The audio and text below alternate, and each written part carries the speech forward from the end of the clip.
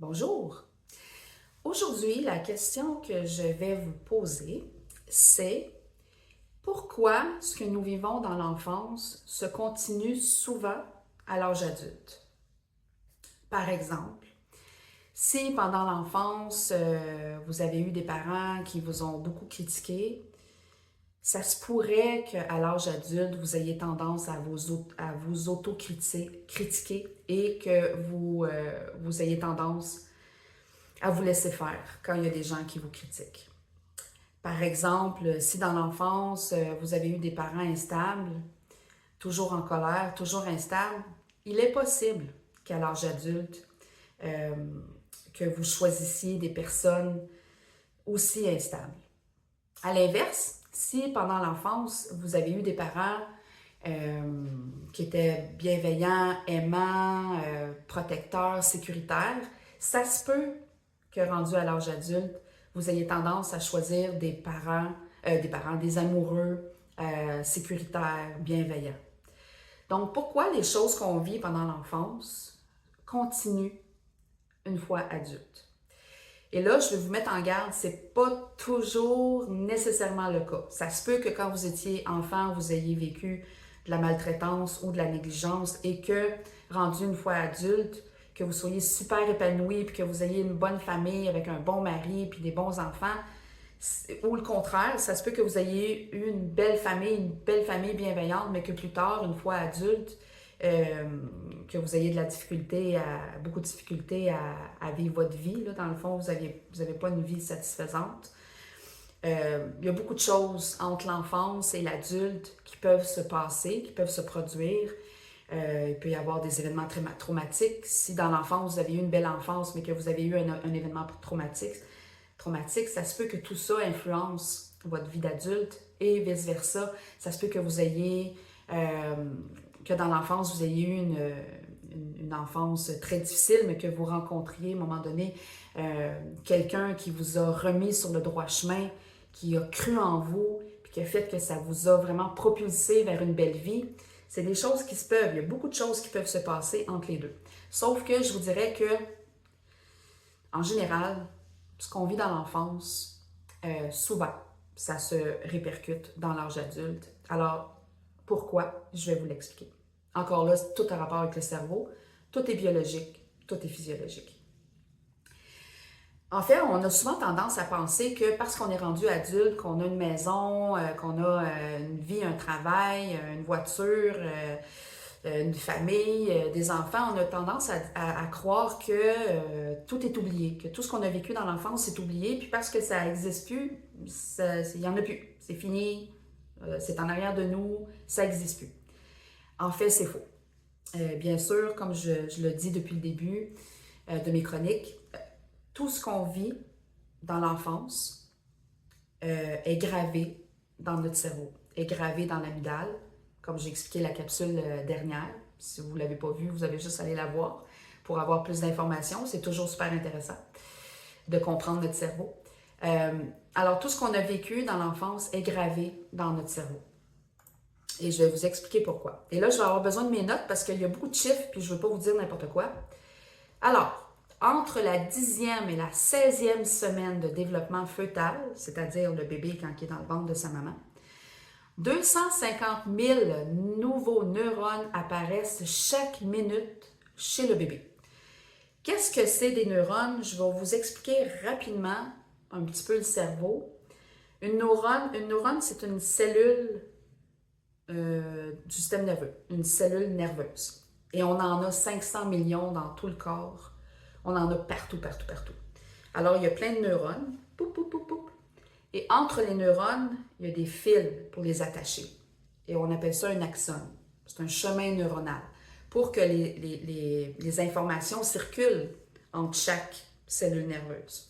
Alors, entre chaque cellule, il y a un axone, un fil, qui sont attachés avec des attaches qui s'appellent des synapses. En gros, c'est à peu près ça. Donc, plein de neurones. Entre elles, il y a des fils qu'on pourrait appeler des chemins neuronaux qui fait en sorte que les informations se transportent d'une neurone à l'autre. Et il y a des attaches qu'on appelle des synapses. Dans une cellule, il peut y avoir des centaines de chemins neuronaux, des centaines d'axones. Le but, c'est qu'il y en ait le plus possible dans un cerveau. Plus il y a de cellules, plus le cerveau est vivant. Plus il y a de chemins neuronaux, plus l'information passe, avec des fluides, avec des neurotransmetteurs que je vous expliquerai une autre fois. Et plus il y a d'attaches, plus c'est bien attaché. Alors, c'est comme ça, en gros, que fonctionne le cerveau, mais aussi tout le système nerveux, de bas en haut, de haut en bas, jusqu'au bout des orteils, jusqu'au bout des doigts, dans les yeux, les oreilles, le nez, la bouche, il y en a partout. Alors, entre 10 et 16e semaine du développement fœtal, il y a 250 000 nouveaux neurones qui apparaissent chaque minute chez le bébé. Et ça en fait des neurones, ça. Et il y a aussi autant de synapses, plein de synapses aussi, plein d'axones qui se créent. Et c'est important. Plus le bébé va avoir de neurones, et ça c'est jusqu'à la mort, là, même les personnes âgées, plus on a de neurones, plus on a de chemins neuronaux, plus on a de synapses, mieux que c'est. C'est signe d'un cerveau en santé. Alors, il y en a beaucoup chez le bébé. Et là, à la naissance, chaque neurone du cerveau a environ 7500 connexions. Chaque neurone a 7500 chemins neuronaux à la naissance qui communiquent avec d'autres neurones. Il y a environ 2 millions de synapses qui se forment chaque minute, 2 millions d'attaches qui se forment chaque minute.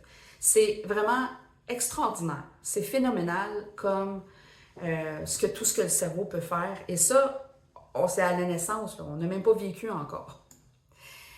À l'âge de 2 ans, le cerveau de l'enfant a atteint 80% de la taille d'un adulte. À l'âge de 2 ans, déjà 80%.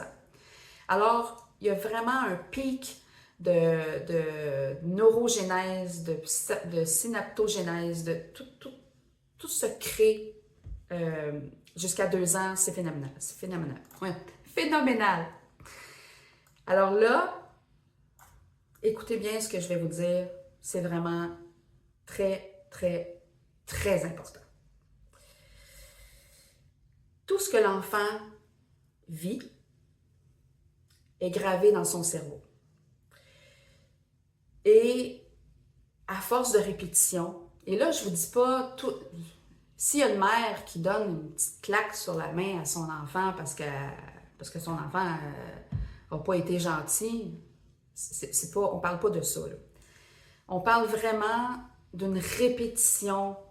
Ce qui change le cerveau, c'est la répétition du langage, répétition des gestes, répétition des leçons de la personne qui prend soin de l'enfant. Souvent, c'est la mère. Donc, c'est la répétition. Parce que l'homme est le mammifère qui prend le plus de temps pour devenir un adulte. Ça prend 25 ans pour que le cerveau atteigne son sommet, en fait. À 25 ans, le cerveau a atteint le sommet. Après ça, il commence à décliner tranquillement, pas trop vite. Donc, ça prend 25 ans. Alors, c'est le seul mammifère sur toute la Terre parce que la plupart, c'est quelques semaines, quelques mois, qu'on parle des chiens, des chats, des poissons. Donc, c'est long, 25 ans. Donc, ce qui a vraiment une répercussion sur le cerveau, c'est vraiment les choses qui se passent à long terme, souvent à répétition, sur du long terme. Là, on ne parle vraiment pas d'une chicane. Si vous avez une chicane avec votre enfant de 3 ans, là, ne vous inquiétez pas. Là, je veux dire, c'est pas ça qui va changer son cerveau. Mais avec le temps, c'est sûr que chaque événement qui se répète, mais aussi, ça peut être des événements, ça peut être un seul événement, mais très traumatique. Comme je vous ai parlé la semaine passée, ça peut être un événement qui grave, qui imprègne l'amygdale et qui change la structure à tout jamais. Donc, toutes les expériences qu'on vit, toutes les émotions, surtout les choses à forte charge émotive, les choses choquantes, les choses cruelles, les choses blessantes. Mais ça peut aussi être à l'inverse.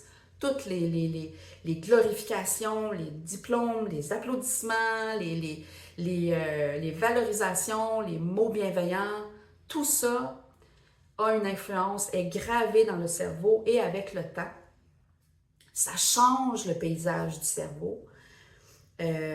Ça change la structure, ça peut changer la structure, ça peut changer les fonctions du cerveau.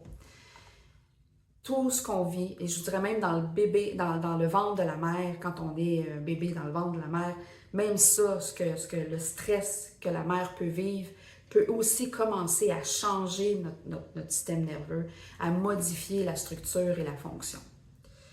Ça, c'est vraiment important à comprendre parce que ce qu'il faut comprendre, c'est que si tous ces événements-là sont positifs, bienveillants, bonne nutrition, activité physique, avec un environnement sécuritaire, un environnement bienveillant, avec des mots valorisants, bien, vous comprendrez que ça va changer la structure de façon positive. À l'inverse, s'il y a maltraitance, négligence, malnutrition, pauvreté, plein de choses, ça peut changer, vous comprendrez, la structure du cerveau d'une façon plus, malheureusement, plus négative. L'autre chose qui est vraiment très importante à comprendre, c'est qu'à partir de l'adolescence, il y a un élagage, c'est-à-dire un ménage. Donc, c'est comme un ménage du printemps. Si moi, je roule mon garde-robe, là, j'ai plein de vêtements, je sélectionne les vêtements les plus beaux et les plus laids. Donc, il y a un ménage qui se fait. Le cerveau, c'est la même chose. Le cerveau va conserver les neurones et les chemins neuronaux qui ont été le plus souvent utilisés et il va rejeter, faire disparaître les neurones et les chemins neuronaux qui ont été le moins utilisés. Et là, ça, c'est les cellules gliales. Dans le cerveau, on a des cellules gliales qui font du ménage, qui mangent les neurones morts. Alors, les neurones qui n'ont pas beaucoup été utilisés vont être mangés par les cellules gliales et le cerveau va conserver ce qui a été le plus utilisé. Alors ça, comme je reviens à mon exemple de garde-robe, si dans ma garde-robe, je garde les vêtements les plus beaux, ben dans l'avenir, je vais être habillée, je vais avoir des vêtements, je vais avoir une belle garde-robe, je vais avoir des beaux vêtements. Si je conserve les vêtements les plus usagés, les plus laids, les plus pleins de trous, puis je jette les plus beaux, ben dans l'avenir, je vais être habillée avec des vêtements tout croche. Le cerveau, c'est la même chose. Alors, il y a un élagage qui se fait à l'adolescence. Alors, si le cerveau conserve, a été imprégné, les chemins neuronaux qui ont été les plus utilisés sont des chemins neuronaux positifs, bienveillants, avec beaucoup d'amour, de la bonne nutrition, des exercices, vraiment où on était valorisé, les moins utilisés vont être jetés et c'est ceux-là qu'on va conserver pour le restant de notre vie. Et l'inverse est aussi vrai. Si le cerveau est imprégné de mémoire traumatique, de négligence, de maltraitance et tout ça, il va conserver ces neurones-là, ces chemins neuronaux-là, et les autres, il va les jeter. Alors là, on va conserver ces mémoires-là pour toute notre vie. C'est pour ça que ce qu'on vit dans l'enfance se répercute plus tard, à l'âge adulte, parce que lors de l'élagage, il y a un ménage qui s'est fait, et parce qu'on a vécu telle enfance, une enfance positive ou négative, et lors de l'adolescence, il y a un ménage qui se fait, et le cerveau ne conserve ce qui a été le plus utilisé, et ça, nous conservons ça pour tout le restant de notre vie.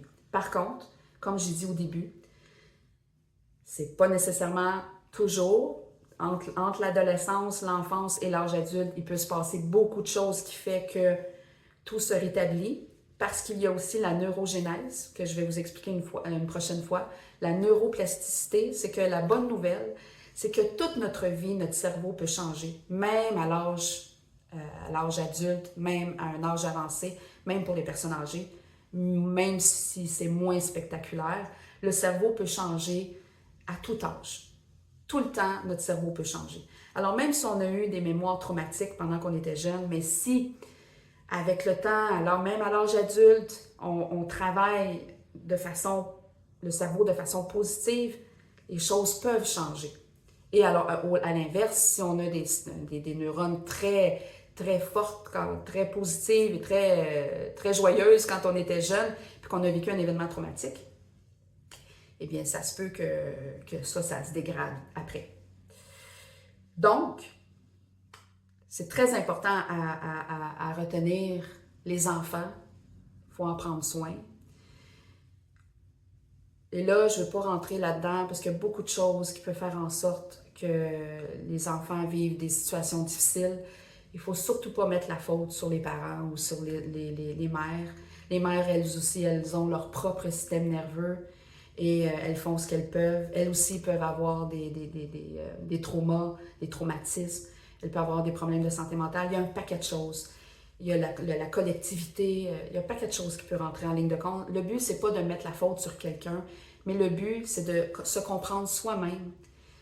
Selon l'enfance qu'on a vécue, selon l'adolescence qu'on a vécue, ça peut expliquer pourquoi aujourd'hui on vit telle chose. On a de la difficulté toujours en colère, de la difficulté à se faire des amis, de la difficulté à conserver nos emplois ou qu'importe. Ça peut expliquer certaines choses. Mais la bonne nouvelle qu'il faut retenir, c'est que tout peut changer. Le cerveau est malléable, le cerveau est plastique. Plasticité du cerveau, tout peut changer. Alors, c'est la bonne nouvelle, il y a beaucoup d'espoir. Alors, c'est ce que je voulais vous dire aujourd'hui, vous expliquer. Alors, j'espère que vous avez aimé ma vidéo, puis que vous en avez appris un peu plus sur votre système nerveux. Alors, si vous aimez ma vidéo, n'hésitez pas à la partager. Et nous, on se retrouve très bientôt. Merci. Ciao.